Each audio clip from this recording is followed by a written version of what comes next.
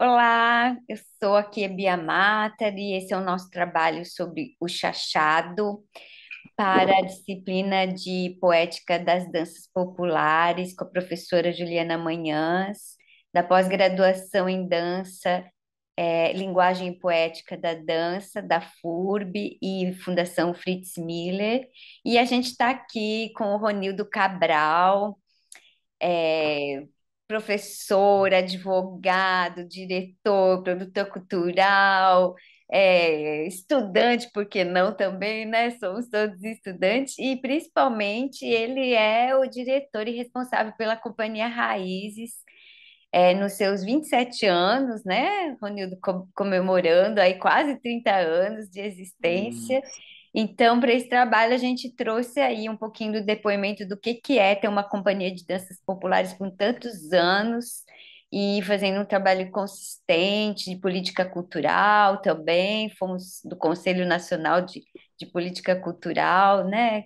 E então é isso, Ronildo, eu deixo contigo aí a janela e a fala para você contar um pouquinho do Chachado e do trabalho da Companhia Raízes junto a essa experiência tão linda, né?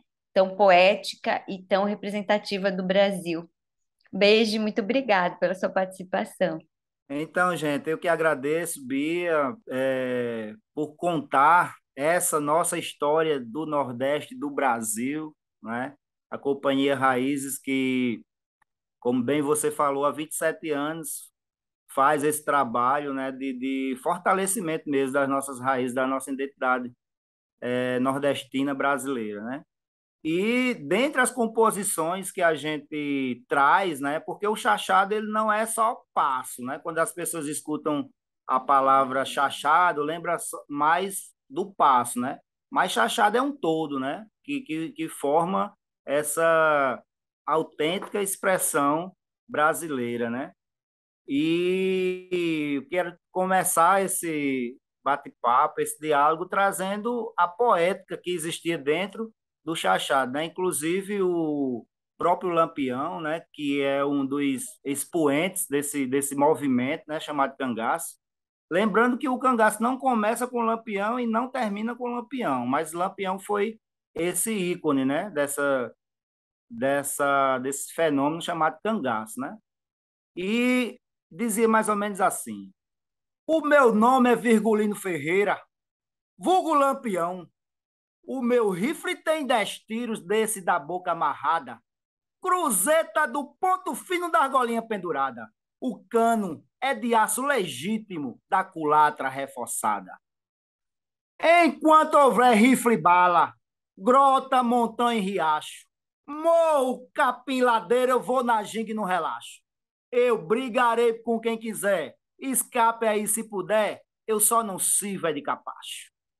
E como vocês bem sabem, Lampião tinha perto de si, né, a sua amada, a Maria Bonita, né, que o cangaço até então, até a entrada de Maria Bonita, que foi a primeira mulher a participar desse movimento, o cangaço era uma vertente totalmente masculinizada, né? Não entravam mulheres, só homens.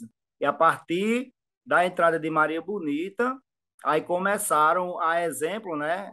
Vocês bem sabem quando o chefe tem determinadas práticas, os seus comandados costumam segui-las, né? E no bando de Lampião não foi diferente, né? Quando Maria Bonita entrou no bando, né? O amor de Lampião, outros cangaceiros também começaram a trazer mulheres para o bando, né? E também ele fez alguns versos, né, que retratava também essa história dele com Maria Bonita, né, que dizia mais ou menos assim e que a gente retrata nos nossos espetáculos. Cabrocha para ser bonita, bonita como os amor, basta um vestido de chita, se chamar Maria Bonita e ter na cabeça uma flor. Eu tive também meus amores, cultivei minha paixão, amei uma flor mimosa, filha lá do meu sertão. Sonhei em gozar a vida bem junto à prenda querida a quem dei meu coração.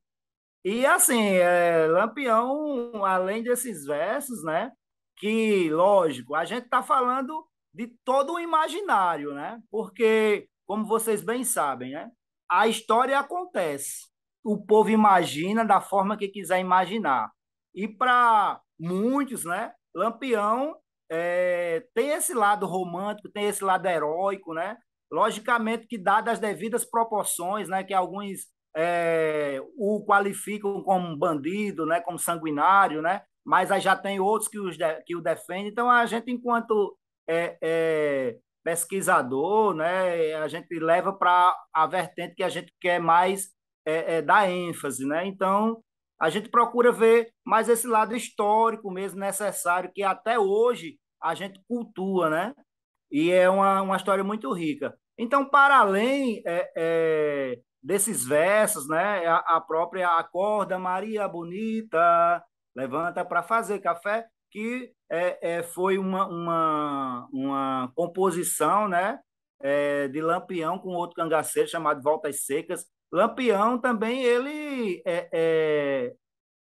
fazia seus acordes também, né? Então era um artista, né? Além de compositor, era instrumentista e também bordava, né? Começou a criar essa estética, né? Do cangaço, né? Que até então não se via, né? Antes de Lampião. Talvez por isso ele seja essa pessoa, né? Reconhecida até hoje, né? Trazem os escritos, né, que a Dadá, né, que era uma cangaceira, que era a companheira de Corisco, né, que era chamado Diabo Louro, né, por ser justamente de pele branca, né, cabelos amarelados e ser muito alto, né, então ele tinha essa denominação. E Dadá era uma bordadeira, né, de primeira ordem, né, de primeira linha, né, e começou a adornar os elementos que compõem a vestimenta do cangaceiro, né? E juntamente com a questão de Lampião, Lampião é uma pessoa visionária, né? Começou a ver aquilo ali, um interesse, e começou a fazer daquilo uma identidade, né? Uma identidade. Vocês podem ver aqui no chapéu, né? Tem vários elementos, né? Que ele começou a compor esses elementos. Lampião que lia, né? Lia algumas revistas que vinham, inclusive, da Europa, né? Então ele começou a se interessar por moda também. E assim, era uma pessoa à frente do tempo, né? E esses, não sei se dá para ver, né? Mas, por exemplo, esses elementos, né, que compõem todas as peças, né, das indumentárias, seja o chapéu, seja a própria vestimenta, os bornais, né, que são as sacolas que eles carregavam cada um do lado, né, para levar a alimentação. Então, são elementos de proteção. Não sei se vocês conseguem ver aqui, mas aqui são vários infinitos entrelaçados, né? Aquela figurinha do oito deitado, né? Que significa justamente isso, uma coisa cíclica, uma coisa que não se acaba, né? Então eles cultuavam muito esses símbolos, né? A própria esse símbolo aqui que traz, né? Que a gente costuma colocar tanto nas roupas, nos chapéus, né? Que é a palma, né? A estrela de Salomão também, né? Que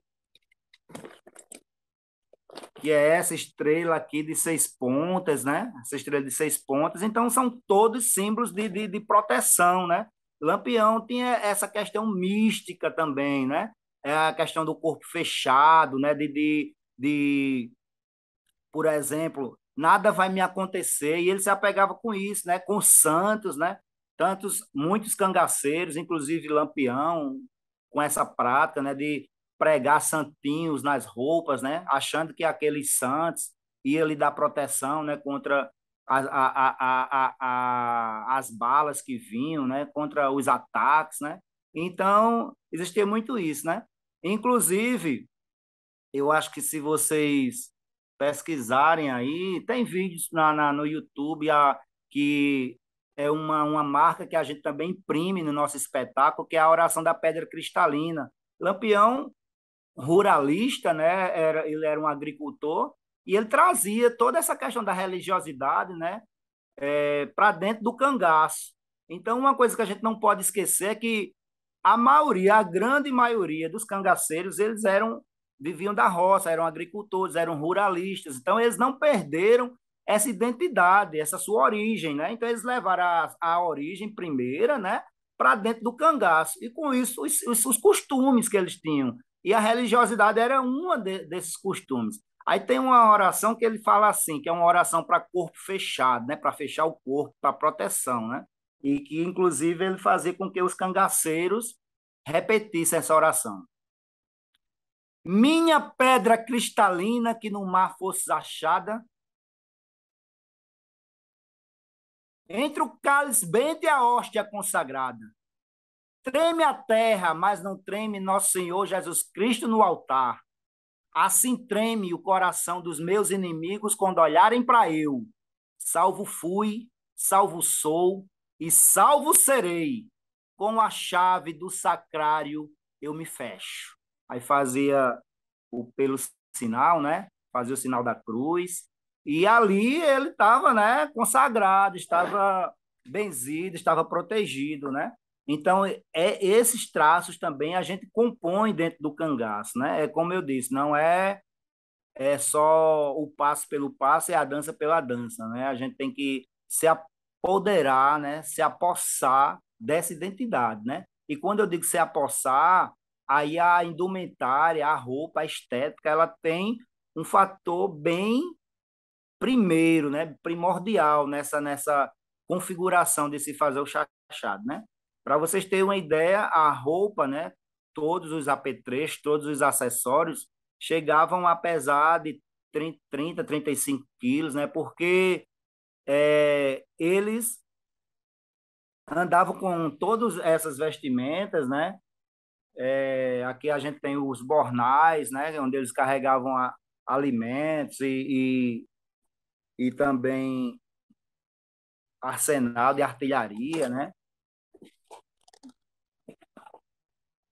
Alimentos em geral não perecíveis, né? Alimentos não perecíveis porque eles passavam muito tempo na caatinga, né? Eles viviam muito tempo no mato fechado, então sem saber se aonde encontrar pouso ou não. Então eles tinham que ter esses alimentos, geralmente farinha, carne assada, rapadura, essas coisas que dessem sustentação ao corpo deles, né? Então, aí eles colocavam tudo, as balas, né, que não são maneiras, né? Então eles geralmente usavam, né, as cartucheiras, né, cheias de bala, né? Então geralmente eles usavam uma aqui na cintura e duas entrelaçadas, né, cheias de bala, né, que não era coisa maneira, né, e tinha que sair. Inclusive eles chegavam até a dormir vestidos, porque era uma vida muito, né, complicada, né, para eles, que a qualquer momento a volante podia chegar, né, a volante que são os policiais, que também pejorativamente, né, os cangaceiros chamavam de macacos, né, porque quando havia um ataque eles simbolizavam como eram os macacos pulando, né, fugindo do bando de cangaceiro, né? Um bando de macaco pulando. Então, aí eles começaram a denominar, né? De uma forma jocosa, né? De uma forma de ser engraçado, né? Começaram a denominar os cangaceiros de macacos, né?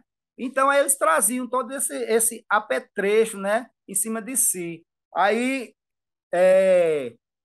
vocês podem notar, quem já viveu, quem conhece, um pouco da história do Nordeste, né? Do homem, do vaqueiro, né? Então, como eu disse, Lampião era de origem rural. E as roupas, né? Do vaqueiro, ela é feita justamente para resistir à caatinga, né? A caatinga que é aquela mata densa, cheia de espinhos, né? E tinha que ter uma proteção. E qual é a proteção? É o couro, né? Então, os cangaceiros se apossaram também para fazer a sua estética própria, particular, se apossaram um pouco da estética do vaqueiro, né? Que é aquele é aquele homem, né, que se veste, né, aquela couraça, né, e vai fazer as pegas de boi, né, por dentro das caatingas, né, pegando boi e tem que ter muita perícia, né, muita habilidade. E os cangaceiros se apropriaram disso, né? Aqui a gente tem uma ferramenta importante que a gente chama de manopla, né, que é uma luva que cobre o dorso da mão, né? Então, para que os espinhos, quando pegue no couro, né, não fira, né, a carne, né? E outra coisa também, há umas perneiras, que eu não estou aqui agora. Ah, tá aqui. Então, eles também utilizavam perneiras, né? Que cobria do joelho até, até a base do pé, né? Então, essas perneiras também eram enfeitadas, né? Então, essas peneiras eles colocavam aqui, né, na perna, certo? Fechava e ali cobria, né, da base do pé até o joelho. E as calças, né, grossas, né, com tecido grosso, cobria o restante e as camisas sempre de mangas longas também, né, com vestido grosso, resistente. Então era tipo, realmente ele estava todo encouraçado, todo protegido, né? As alpercatas, né, que são as sandálias, né, eram feitas também de couro, né, para proteção dos pés. As mulheres, em geral, usavam um meião de tecido grosso também. Então era isso. E tudo isso adornava o corpo do cangaceiro. Como eu falei, eles chegavam a dormir com esses objetos, né? E, consequentemente,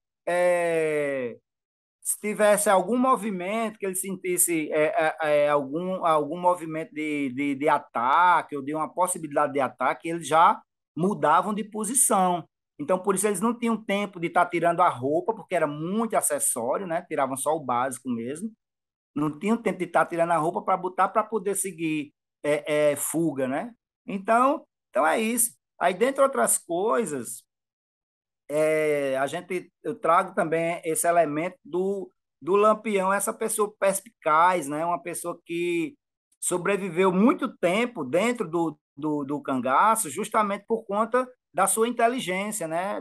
De você estar sempre um passo à frente. Então ele criou várias formas de camuflar, né? Os seus passos, suas por onde ele passava, né? Seus caminhos, né? Há relatos, há histórias que a própria sandália, né, do cangaceiro, ela era quadrada na frente e quadrada atrás. Isso para o quê? Para não identificar o sentido das pegadas, né? Então era uma pegada só. Então, quando a volante, né, quando os macacos viam aquelas pegadas, ficavam sem saber se ir para frente ou para trás. Outros relatos já trazem que Lampião colocava a salteira na frente para dar a entender que enquanto eles estavam indo para o pessoal pensar que enquanto eles estavam indo para frente, eles estavam indo para trás, tá, né? Então ele tinha isso. Uma questão muito que a gente via em filme de faroeste, né? A questão de apagar as pegadas com galho de árvore, né? Essas questões. Então ele fazia muito isso, né? Os relatos de história traz muito essas questões, né? Dessas habilidades, né? De Lampião, né? Então assim a gente vive muito isso e a gente procura traduzir dentro da nossa dança esses aspectos, né? E falando dessa questão rural de Lampião, aí vem a questão agora justamente do passo, da dança, né? Que tem umas explicações, né? Logicamente, a gente vive dessas narrativas fabulosas, né? Que é bom que a gente se enche de coisas para contar. São verdades? Não, não sei, eu estou contando, né? Então, me contaram, eu estou repassando. Então, algumas são verdades, outras são invenções, e o bom é isso, né? É esse mito criado, né? Um mito na verdade da palavra, né? Não é um mito qualquer. Então, uma das coisas diz que o chachado, né? Chachar a terra. Chachar a terra é preparar a terra, né? Preparar a terra para o plantio, né? Ou chachar o feijão. Chachar o feijão é quebrar o feijão, né? Para tirar o feijão de dentro da vagem, né? Quando ele está seco, né?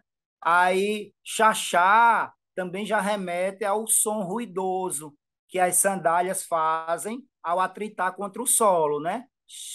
Não sei se dá para. Deixa eu ajeitar aqui a câmera para ver se dá para pegar meus pés.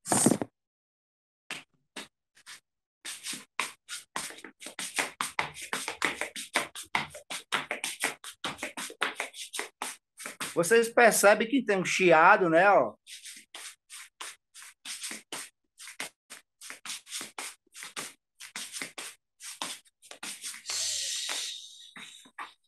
Aí desse chiado,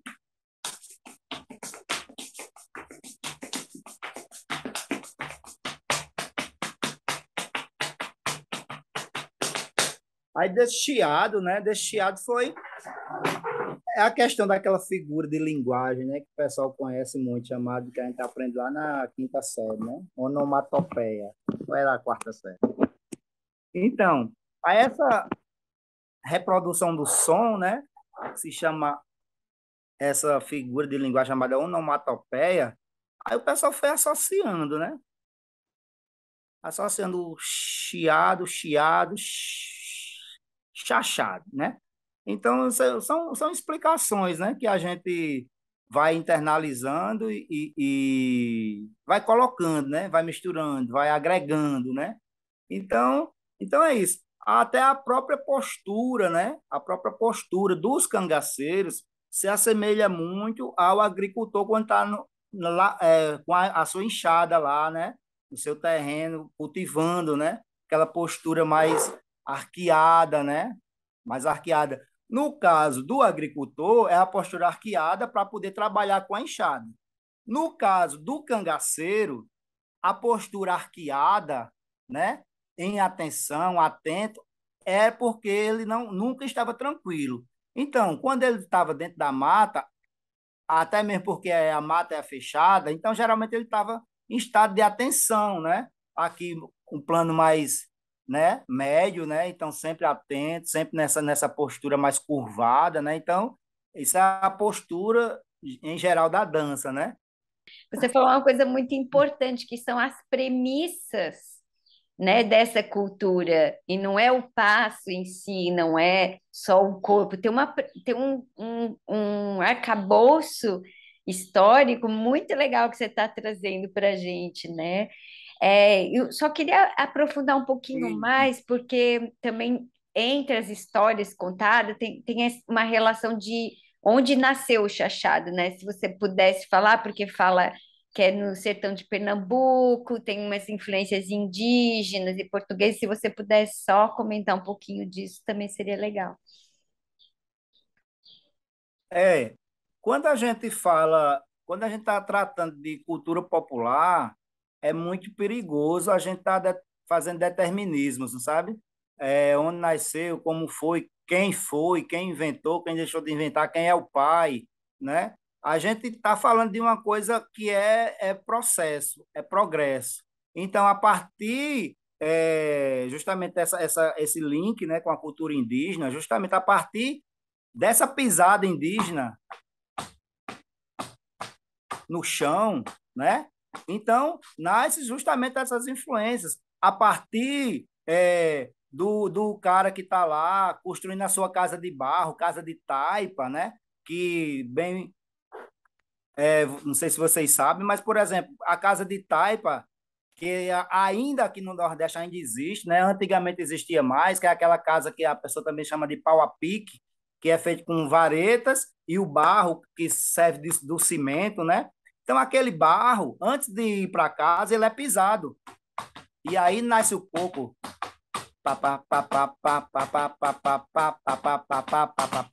Então, esse barro ele é pisado. E o pessoal foi pisando e construindo a casa e fazia festa, e foi criando, e criou-se a dança, né? Aí o chachado também vem desse processo, né? desse processo de cultura popular mesmo, mastigado. Ah, tem influência do índio, tem influência do europeu, tem influência do negro, né? E ele veio se construindo, né? Veio se construindo. A base, logicamente, ela muda muito, né? Hoje o que a gente faz de chachado, o que a gente entende, né?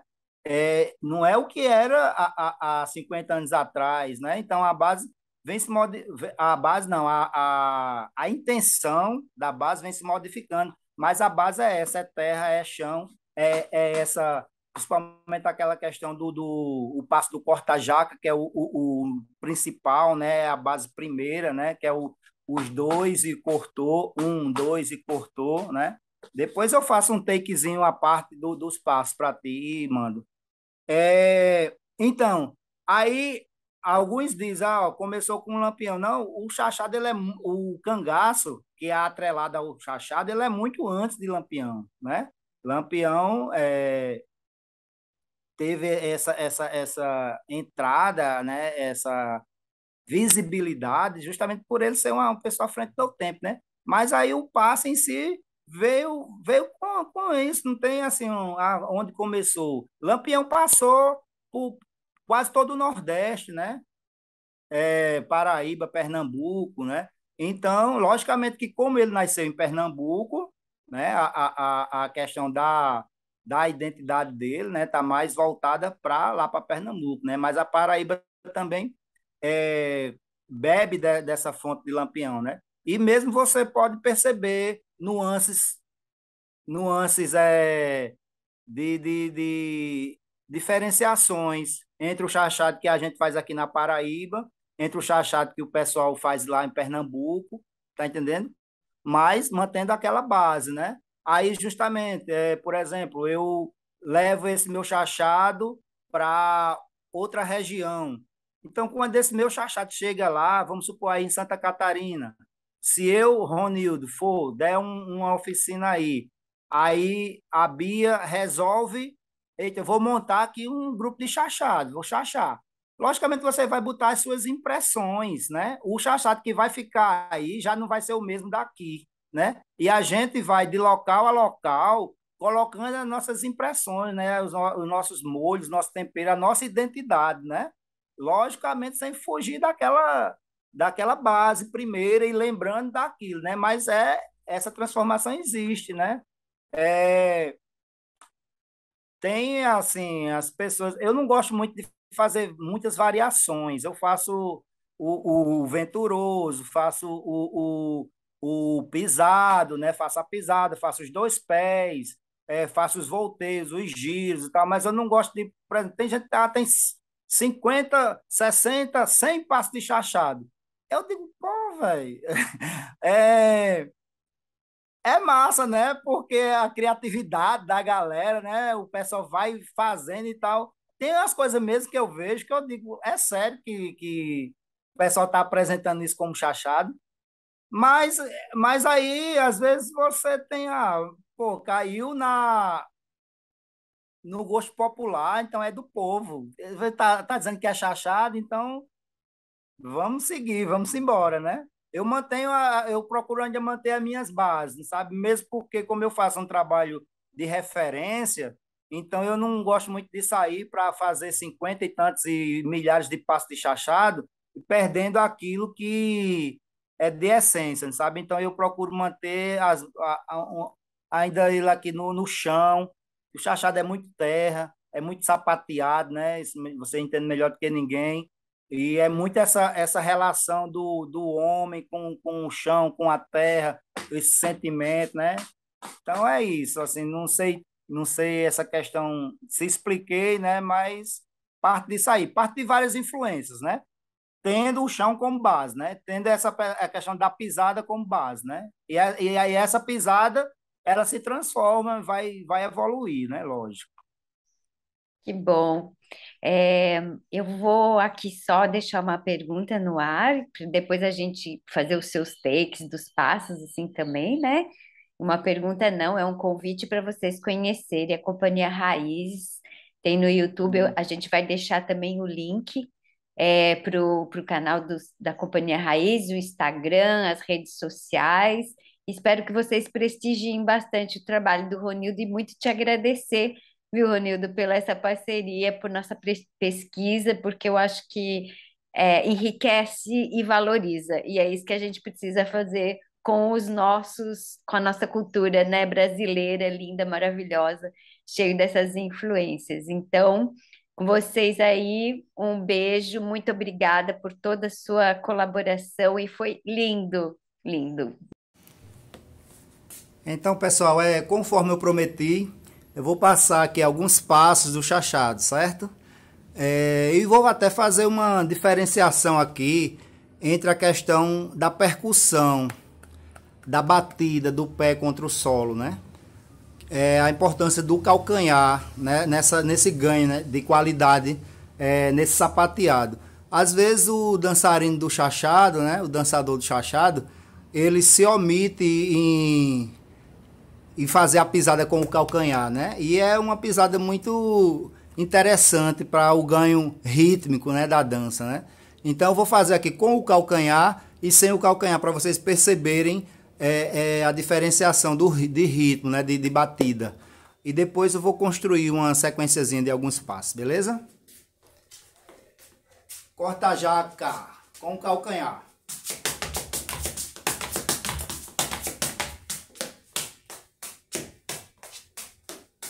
Ó, o calcanhar no chão.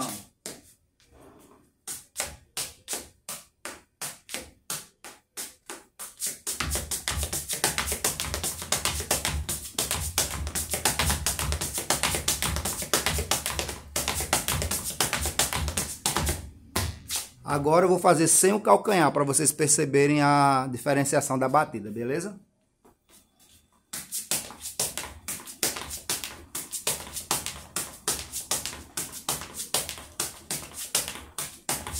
Com o calcanhar.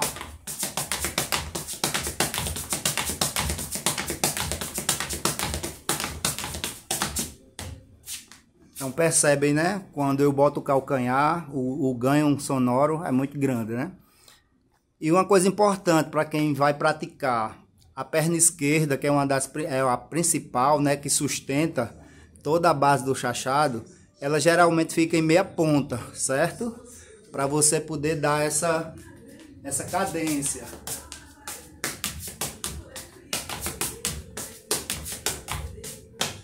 Beleza? Então é super importante essa dica da perna esquerda em meia ponta, né, para poder dar essa mobilidade ao corpo. E agora a gente vai fazer uma sequenciazinha de 4 passos. Corta a jaca com os 2 pés, pisada, giro, avanço e recuo e o chachado venturoso, certo? Vamos embora.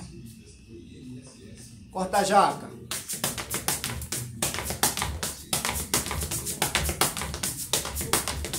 Dois pés.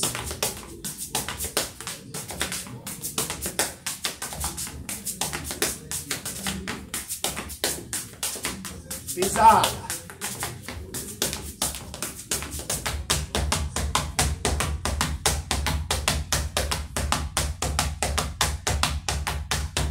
Giro.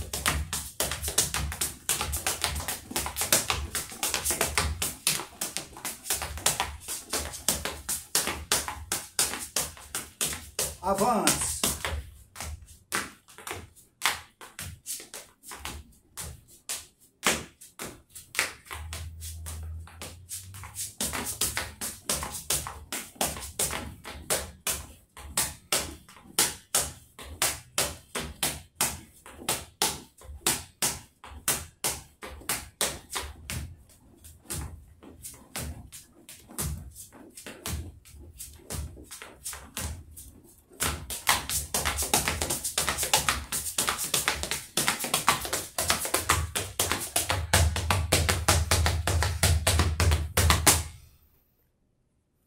Então é isso, meu povo.